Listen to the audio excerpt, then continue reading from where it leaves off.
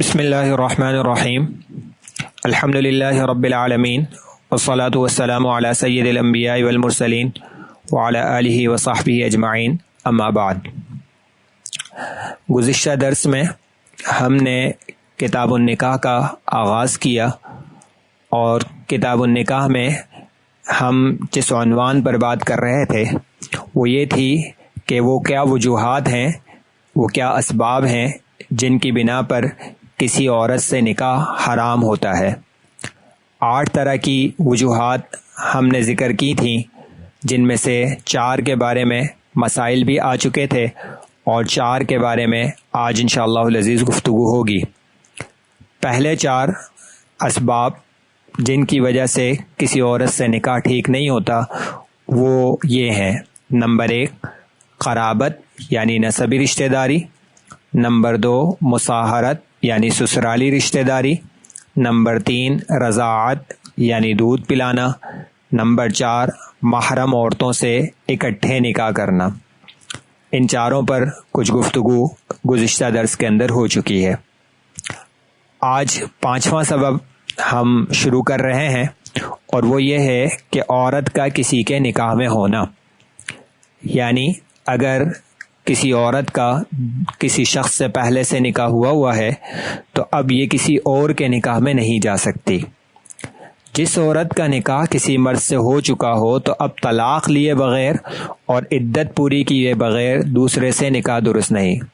اس حوالے سے ہمارے یہاں کچھ کوتاہیاں سامنے آتی رہتی ہیں کہ بعض اوقات ایسا ہوتا ہے کہ ایک خاتون طلاق پانے کے فوراً بعد یا پوری عدت گزرنے کے بعد اگلا نکاح کر لیتی ہیں۔ یہ ٹھیک طریقہ نہیں ہے۔ صرف طلاق ہو جانا کافی نہیں ہے، بلکہ طلاق کے بعد عدت گزر جانا بھی شرط ہے۔ 6واں سبب عورت کا عدت میں ہونا۔ کسی عورت کے شوہر نے طلاق دے دی یا فوت ہو گیا تو جب تک طلاق یا وفات کی عدت پوری نہ ہو تب تک دوسرے مرد سے نکاح درست نہیں۔ نمبر 7 بیک وقت 4 سے زائد عورتوں سے نکاح کرنا۔ اسلام نے 4 خواتین سے شادی کرنے کی ایک وقت میں اجازت دی ہے، تو اگر کوئی شخص 4 سے زیادہ 5ویں شادی کرے گا تو وہ نکاح ٹھیک نہیں ہوگا، وہ خود بخود جو ہے وہ ایک مانع بن جائے گا، ایک رکاوٹ بن جائے گا۔ یہ سبب جس مرد کے نکاح میں 4 عورتیں ہوں تو 5ویں عورت سے اس کا نکاح درست نہیں، اور ان 4 میں سے اگر اس نے ایک کو طلاق دے دی تو جب تک طلاق کی عدت پوری نہ ہو کسی اور عورت سے اس کا نکاح نہیں ہو سکتا۔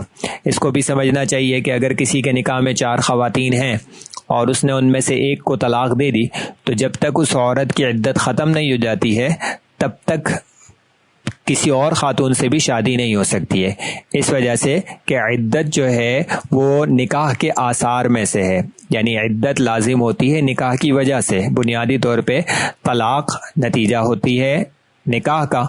نکاح کے بغیر اگر کسی کو طلاق دی جائے تو اس طلاق کا اعتبار نہیں ہے، تو گویا کہ طلاق کے نتیجے میں جو عدت آتی ہے وہ بنیادی طور پہ نکاح کی تعلق کی وجہ سے آتی ہے۔ تو جب تک عدت موجود ہے، نکاح کے آثار موجود ہیں، اس دوران جو ہے وہ نان نفقہ شوہر کے ذمے میں رہتا ہے، اس دوران وہ خاتون کسی اور سے شادی نہیں کر سکتی ہیں۔ تو یہ ساری چیزیں یہ بتاتی ہیں کہ ابھی تک نکاح کا اثر باقی ہے۔ تو جب تک 4 نکاح کا اثر موجود ہے تب تک 5واں نکاح نہیں ہو سکتا۔ نمبر 8 کسی آسمانی دین کا قائل نہ ہونا، یعنی 8واں سبب ہے جس کی وجہ سے کسی عورت سے نکاح ٹھیک نہیں ہوتا ہے۔ مسلمان عورت کا نکاح مسلمان کے سوا کسی اور مذہب والے مرد سے درست نہیں، لیکن مسلمان مرد کا نکاح کسی آسمانی دین کی قائل عورت سے درست ہے۔ اس کی تفصیل یہ ہے، مسلمان مرد کا نکاح اہل کتاب یعنی یہودی اور عیسائی عورتوں سے جائز ہے، کسی اور غیر مسلم سے جائز نہیں ہے۔ یہ بہت بنیادی بات ہے کہ کسی غیر مسلم سے مسلمان کا نکاح جائز نہیں ہوتا ہے، الا یہ کہ وہ اہل کتاب میں سے ہو، اور اہل کتاب سے مراد جو ہے وہ یہودی اور عیسائی خواتین ہیں، یعنی یہودی اور عیسائی خاتون سے تو نکاح ہو سکتا ہے، کسی اور سے مسلمان مرد کا کسی اور غیر مسلم سے نکاح نہیں ہو سکتا، اور کسی مسلمان عورت کا تو کسی بھی صورت میں کسی غیر مسلم مرد سے نکاح نہیں ہو سکتا۔ اور اس فرق کی بظاہر وجہ یہی ہے کہ عموماً گھرانوں کے اندر مرد حضرات جو ہوتے ہیں وہ غالب حیثیت رکھتے ہیں اور خواتین مغلوب حیثیت رکھتی ہیں.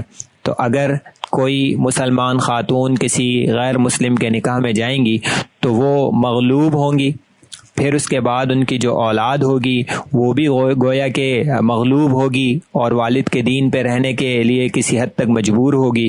تو یہ بظاہر سمجھ میں آنے والی حکمت ہے، باقی واللہ عالم بالصواب.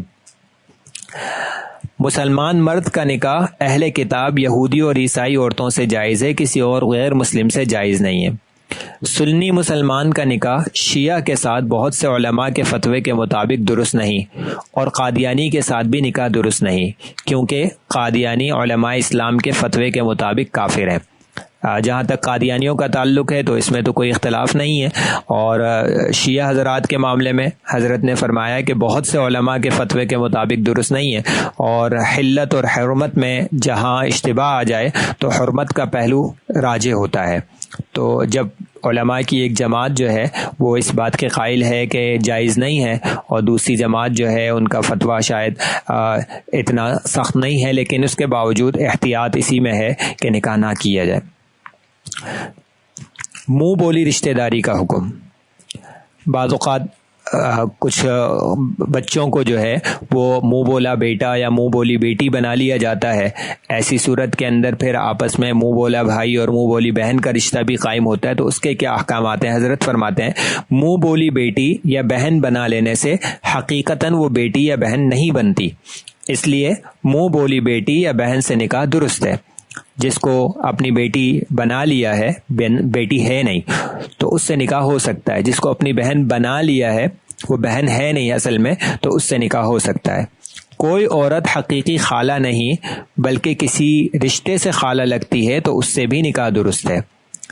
حقیقی خالہ سے تو نکاح درست نہیں ہوتا، لیکن رشتے کی خالہ سے نکاح جائز ہے.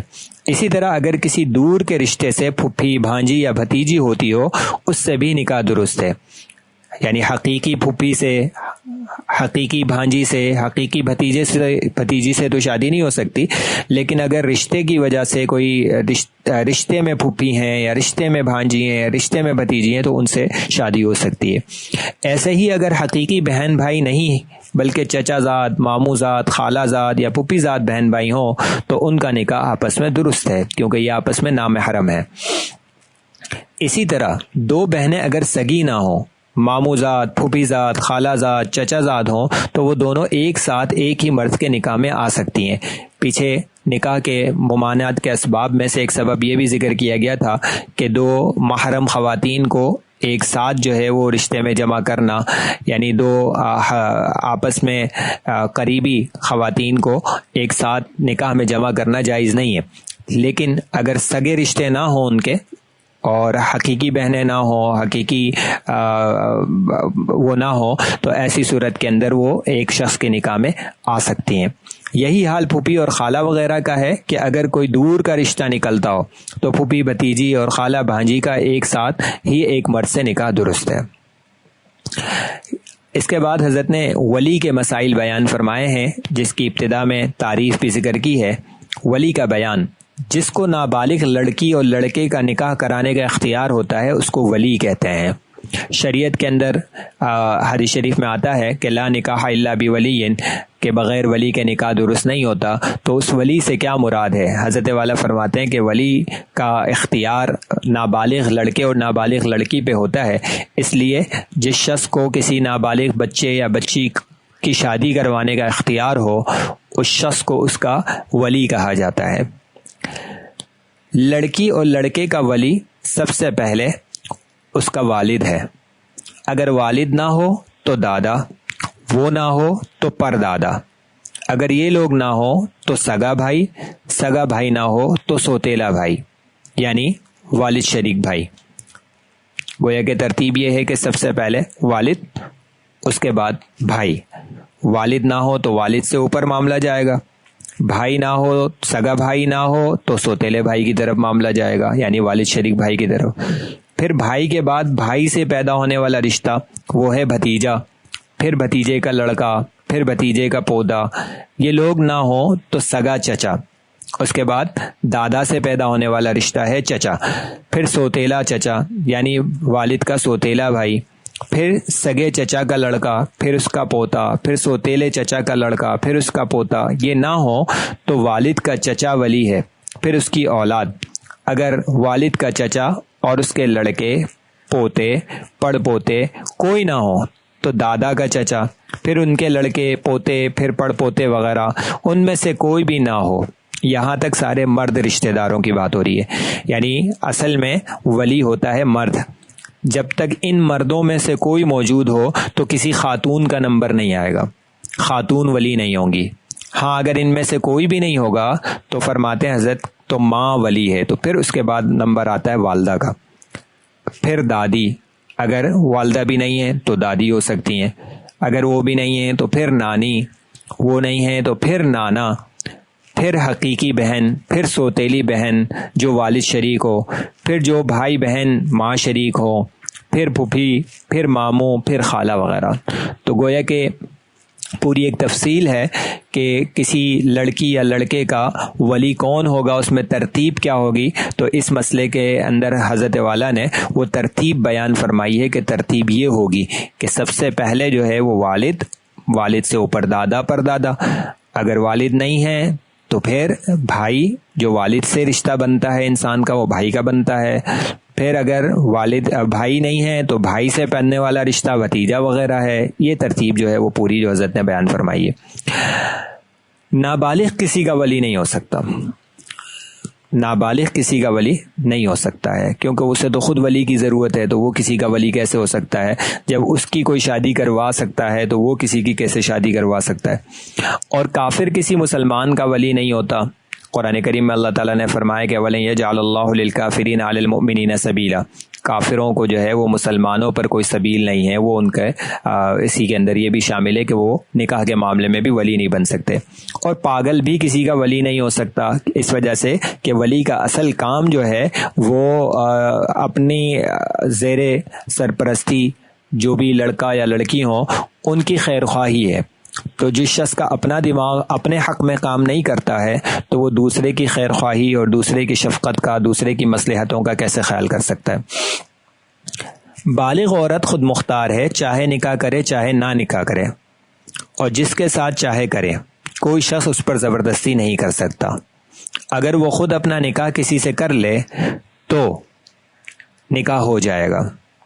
اگر کوئی بالغ عورت خود نکاح کر لے، چاہے ولی کو علم ہو یا نہ ہو، اور ولی چاہے راضی ہو یا نہ ہو، تو نکاح تو ہو جائے گا۔ لیکن کیا ایسا کرنا چاہیے؟ کیا اسلام میں اس بات کی کوئی حوصلہ افزائی ہے؟ تو حوصلہ افزائی بالکل بھی نہیں ہے، حیا مروت کے بالکل خلاف ہے۔ مسلمان عورت کو ایسا نہیں کرنا چاہیے، اسے جو ہے وہ اپنے ولی ہی کے حوالے سے اور اس کے واسطے ہی سے کیا کرنا چاہیے؟ شادی کرنی چاہیے۔ لیکن اگر کسی نے کر لیا تو بہرحال مسئلہ یہ ہے کہ نکاح ہو جائے گا۔ البتہ اگر لڑکی نے اپنے جوڑ سے نکاح نہیں کیا، اپنے سے کم ذات والے سے نکاح کر لیا اور ولی اس پر راضی نہیں ہے، تو فتویٰ اس پر ہے کہ نکاح درست نہیں ہوگا۔ ایک عورت نے جو ہے وہ اپنے سے کم درجے والے لڑکے سے شادی کر لی اور ولی کی اجازت بھی اس میں شامل نہیں ہے، اور ولی اس پر راضی بھی نہیں ہے، تو ولی کے پاس یہ اختیار ہے کہ وہ کورٹ میں جا سکتا ہے، عدالت میں جا کے اس کو نکاح کو ختم کروا سکتا ہے۔ اسی طریقے سے اگر نکاح تو اپنے جوڑ ہی سے کیا، لیکن جتنا مہر اس کے ددیالی خاندان میں مقرر کیا جاتا ہے، جس کو شریعت میں مہر مثل کہتے ہیں، اس سے بہت کم پر نکاح کر لیا، تو اس صورت میں نکاح تو ہو گیا، لیکن اس کا ولی اس نکاح کو توڑوا سکتا ہے۔ مسلمان حاکم کے پاس جا کر درخواست کرے کہ وہ نکاح فسخ کر دے، لیکن فسخ کروانے کا حق اس ولی کو ہے جس کا ذکر ماں سے پہلے آیا ہے، یعنی باپ سے لے کر دادا کے، چچا کے، بیٹوں پوتوں تک۔ گویا کہ نکاح بغیر ولی کے اگر کسی بالغ خاتون نے کر لیا تو ہو تو جاتا ہے، لیکن اس کے اس کو ختم کرنے کی بھی چند صورتیں حضرت نے بیان فرمائی ہیں۔ وہ ایک صورت یہ ہو سکتی ہے کہ اس لڑکی نے اپنے سے کم جوڑ والے سے شادی کر لی، دوسری صورت یہ ہو سکتی ہے کہ لڑکی نے اپنے خاندان کے اندر جو مہر چلتا ہے، جس کو مہر مثل کہتے ہیں، اس سے بہت کم پر جو ہے وہ کیا کر لی؟ شادی کر لی۔ تو ایسی صورت کے اندر جو ہے وہ کیا کیا جا سکتا ہے، نکاح کو توڑوایا جا سکتا ہے کورٹ میں جا کے۔ لیکن یہ جو کورٹ میں جا کے نکاح فسخ کروانے کا اختیار ہے، حضرت فرماتے ہیں کہ یہ صرف اس ولی کو ہے کہ جو ولی مرد حضرات کی قبیل سے ہو، جو اوپر ابھی ترتیب ذکر کی تھی، تو ماں سے پہلے جن حضرات کا نام آیا تھا ان کی طرف سے تو نکاح توڑوانے کے لیے کورٹ جایا جا سکتا ہے۔ ان کے بعد والے یعنی والدہ یا دادی یا نانی جو ہے وہ نکاح فسخ کروانے کے لیے کورٹ میں نہیں جا سکتے۔ کسی ولی نے بالغ لڑکی کا نکاح اس سے پوچھے اور اجازت لیے بغیر کر دیا تو وہ نکاح اس کی اجازت پر موقوف ہے۔ یہ بہت اہم مسئلہ ہے کہ ابھی ہم نے بتایا کہ بالغ عورت کا نکاح اس کی مرضی کے بغیر نہیں کیا جا سکتا ہے، لیکن اگر کر دیا ہے، ولی نے کیا ہے، تو پھر وہ موقوف رہے گا۔ اگر لڑکی اجازت دے تو نکاح ہو جائے گا، اور اگر وہ راضی نہ ہو اور اجازت نہ دے تو نہیں ہوگا۔ اجازت کیسے لی جاتی ہے اور اجازت سے کیا مراد ہے، وہ انشاءاللہ بھی کچھ دیر میں سامنے آ جائے گا۔ بالغ کنواری لڑکی سے ولی نے آ کر کہا کہ میں تمہارا نکاح فلاں کے ساتھ کرتا ہوں یا میں نے کر دیا، اس پر وہ خاموش رہی یا مسکرا دی یا رونے لگی تو بس یہی اجازت ہے۔ یہ ہے مراد اجازت سے، کہ اجازت میں یہ ضروری نہیں ہے کہ وہ زبان سے الفاظ میں یہ کہے کہ ہاں میں نے اجازت دی یا مجھے منظور ہے، بلکہ اگر وہ رو دے یا وہ خاموش رہے یا وہ مسکرا دے یا زبان سے کہہ دے باقاعدہ، ساری صورتوں کے اندر جو ہے اس کو اجازت سمجھا جائے گا۔ اگر اجازت جو ہے وہ پہلے لی جائے تو بھی ٹھیک ہے، یا ولی نے اپنے طور پہ نکاح کروا دیا، وہ موقوف تھا، بعد میں آگے اجازت لے لی اور لڑکی نے اس معنی میں اجازت دے دی تو بھی ٹھیک ہے۔ اب وہ ولی نکاح کر دے تو صحیح ہو جائے گا، یا کر چکا تھا تو صحیح ہو گیا۔ یہ ضروری نہیں کہ زبان سے ہی اجازت دے، جو لوگ زبردستی کر کے زبان سے قبول کراتے ہیں برا کرتے ہیں۔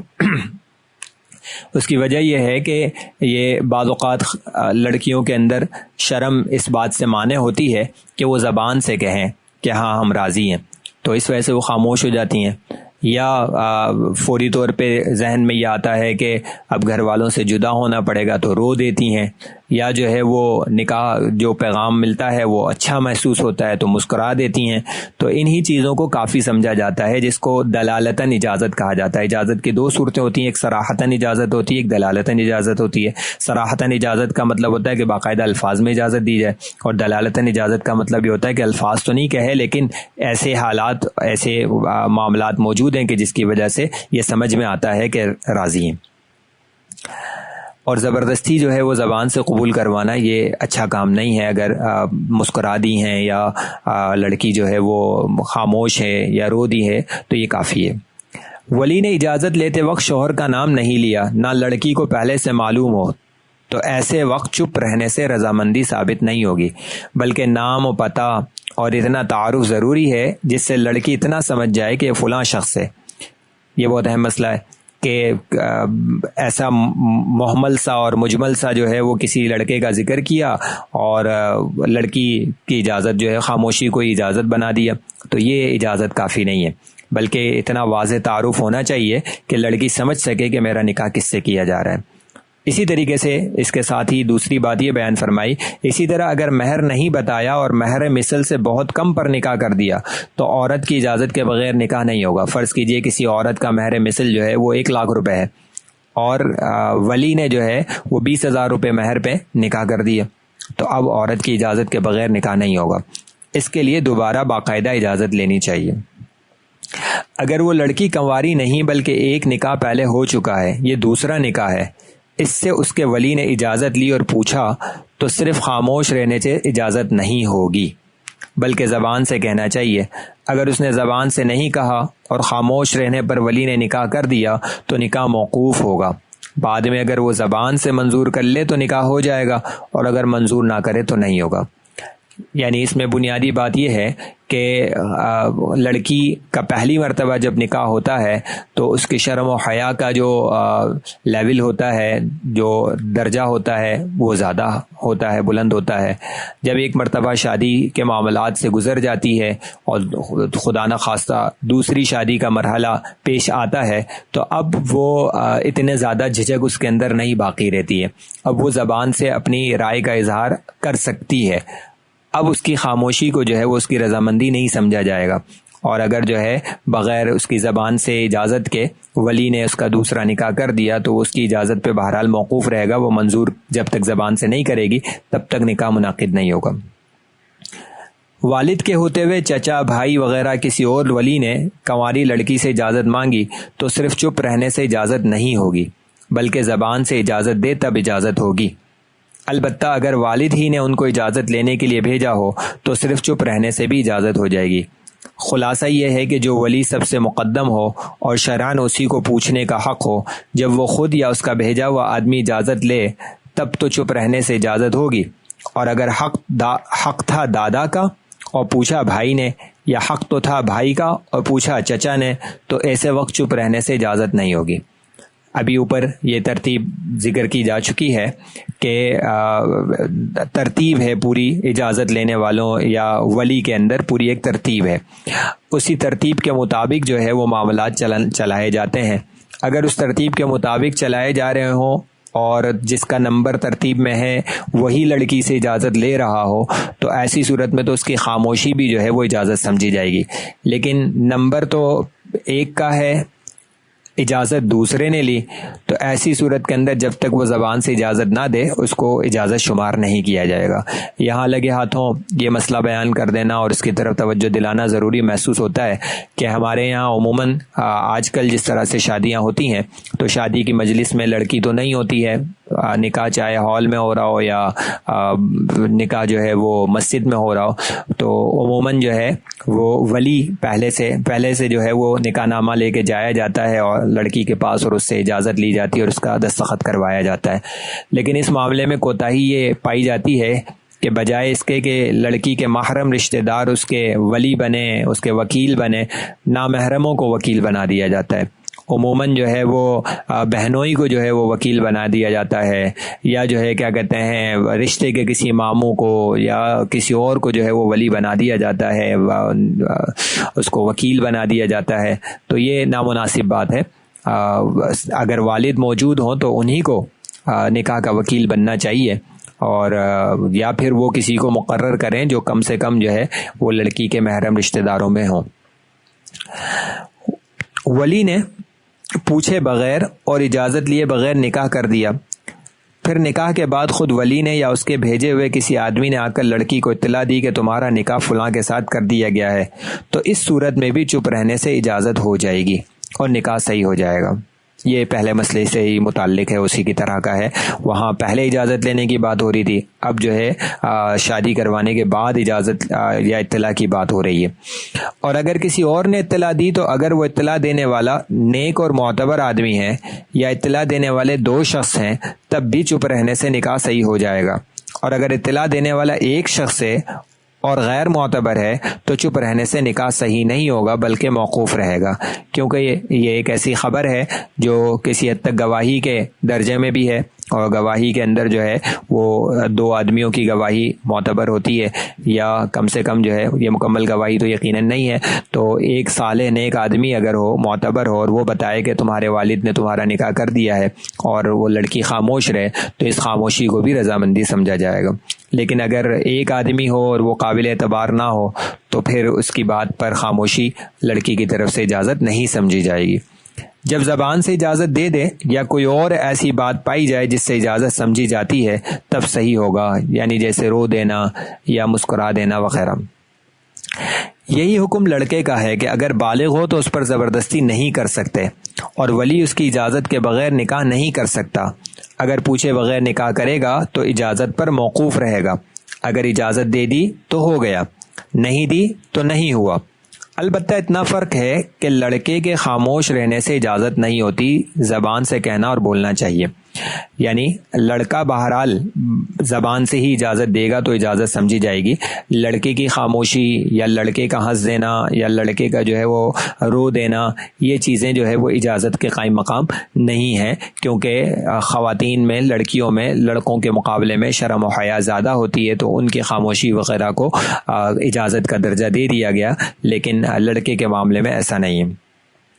اگر لڑکی یا لڑکا نابالغ ہو تو وہ خود مختار نہیں، بغیر ولی کے اس کا نکاح نہیں ہوتا۔ اگر اس نے ولی کے بغیر اپنا نکاح کر لیا یا کسی اور نے کر دیا تو ولی کی اجازت پر موقوف ہے۔ 10-11 سال کے 12 سال کے بچے ہیں، بالغ نہیں ہیں ابھی، اور انہوں نے نکاح کر لی، لڑکا ہو یا لڑکی، تو وہ نکاح ہوگا ہی نہیں، ولی کی اجازت پر موقوف رہے گا۔ اگر ولی اجازت دے گا تو نکاح ہوگا، ورنہ نہیں۔ اور ولی کو اس کا نکاح کروانے کا پورا اختیار ہے، جس سے چاہے کر دے۔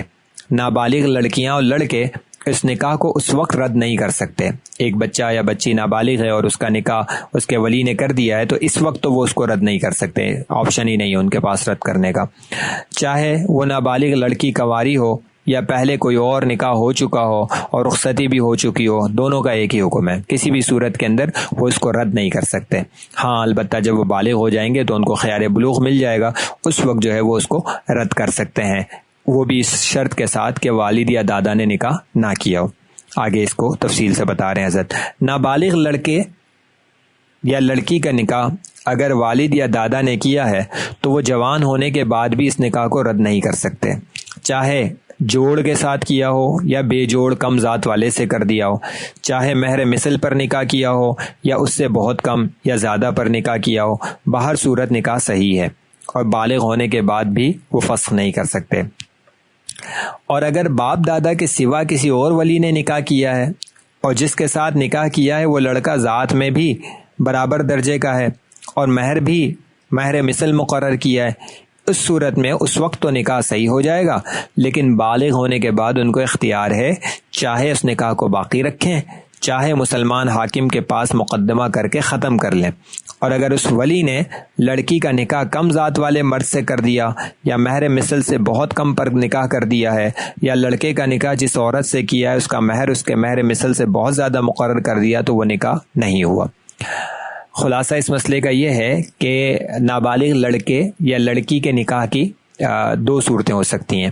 ایک تو یہ کہ اس کا نکاح والد یا دادا نے کروایا، دوسرا یہ کہ ان کا نکاح جو ہے وہ والد اور دادا کے علاوہ کسی اور ولی نے کروایا۔ اگر والد یا دادا نے نکاح کروایا ہے تو اب اس نکاح کو بالغ ہونے کے بعد بھی وہ ختم نہیں کر سکتے کسی بھی صورت میں، چاہے وہ لڑکا یا لڑکی آپس میں جوڑ والے ہوں، مہر مثل ہو، مہر مثل سے زیادہ ہو کم ہو۔ وجہ اس کی یہ ہے کہ نکاح کے اندر بغیر مرضی کے نکاح کروانے کا جو شریعت نے اختیار دیا ہے اس کے پیچھے دو وجوہات ہیں۔ ایک تو یہ کہ حکمت اور بصیرت زیادہ ہو، اور دوسری یہ کہ شفقت بھی ہو۔ اور والد اور دادا کے اندر عموماً یہ دونوں چیزیں ہوتی ہیں، وہ اپنی اولاد پر شفیق بھی ہوتے ہیں اور حکمت اور بصیرت بھی ان کے اندر ہوتی ہے۔ ان کے علاوہ اگر کوئی رشتہ دار ولی نکاح کرواتا ہے تو ان دونوں میں سے کوئی ایک چیز فوت ہو جاتی ہے۔ مثال کے طور پہ والدہ نے نکاح کروایا ہے، کوئی نہیں تھا، والدہ نے نکاح کروایا ہے، تو شفقت تو بہت زیادہ ہے، لیکن حکمت اور بصیرت جو ہے وہ مردوں کے معاملے میں کم ہوتی ہے۔ یا نکاح جو ہے وہ بھائی نے کروایا ہے تو حکمت اور بصیرت تو ہو سکتا ہے کہ بہت ہو، لیکن شفقت جو ہے وہ والد اور دادا کے درجے کی نہیں ہوتی ہے۔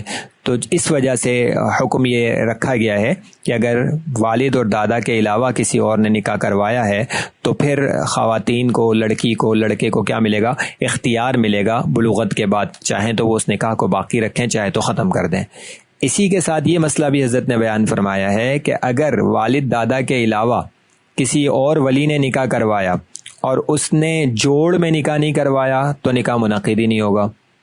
اس نے مہر مثل، لڑکی کے مہر مثل سے بہت کم میں نکاح کروایا تو نکاح منعقد ہی نہیں ہوگا۔ لڑکی کے مہر مثل سے بہت زیادہ پر نکاح کروا دیا لڑکے کے ولی نے تو بھی نکاح جو ہے وہ منعقد نہیں ہوگا، کیونکہ بہت زیادہ بوجھ اس کے اوپر آئے گا مہر کی ادائیگی میں۔ جس ولی کو نابالغہ کا نکاح کروانے کا حق ہے وہ اگر موجود نہیں اور اتنا دور ہے کہ اگر اس کا انتظار کریں اور اس سے مشورہ لیں تو یہ موقع ہاتھ سے جائے گا، اور پیغام دینے والا اتنا انتظار نہیں کرے گا، پھر ایسی جگہ مشکل سے ملے گی، تو ایسی صورت میں اس کے بعد والا ولی بھی نکاح کروا سکتا ہے۔ لہٰذا اگر اس نے اس غیر موجود ولی سے پوچھے بغیر نکاح کروایا تو نکاح ہو گیا، اور اگر اتنا دور نہ ہو بغیر اس کی رائے لیے دوسرے ولی کو نکاح نہیں کرنا چاہیے۔ آج کل کے زمانے میں تو یہ مسئلہ ویسے بھی کافی مشکل ہے، ہاں الا یہ کہ کوئی مسنگ پرسنز میں ہو، بالکل گمشدہ ہو، لاپتہ افراد میں ہو جس کا کچھ پتہ ہی نہ ہو تو ہو سکتا ہے کہ والد کی غیر موجودگی میں بھائی نکاح کروا دے، ورنہ جو ہے وہ والد اگر کسی جگہ گئے ہوئے بھی ہیں اور ان سے رابطہ ہو سکتا ہے تو پھر جو ہے وہ ان کی اجازت کے بغیر ان کے بعد والا نکاح نہیں کروا سکتا۔ اگر کرے گا تو اسی ولی کی اجازت پر موقوف رہے گا، جب وہ اجازت دے گا تب صحیح ہوگا۔ اسی طرح جس ولی کا حق ہے اس کے ہوتے ہوئے دوسرے ولی نے نابالغ کا نکاح کر دیا، جیسے حق تو تھا والد کا اور نکاح کرا دیا دادا نے، والد سے بالکل پوچھا ہی نہیں، رائے نہیں لی، تو وہ نکاح والد کی اجازت پر موقوف رہے گا۔ یہ حق تو تھا بھائی کا اور نکاح کر دیا چچا نے، تو بھائی کی اجازت پر موقوف رہے گا۔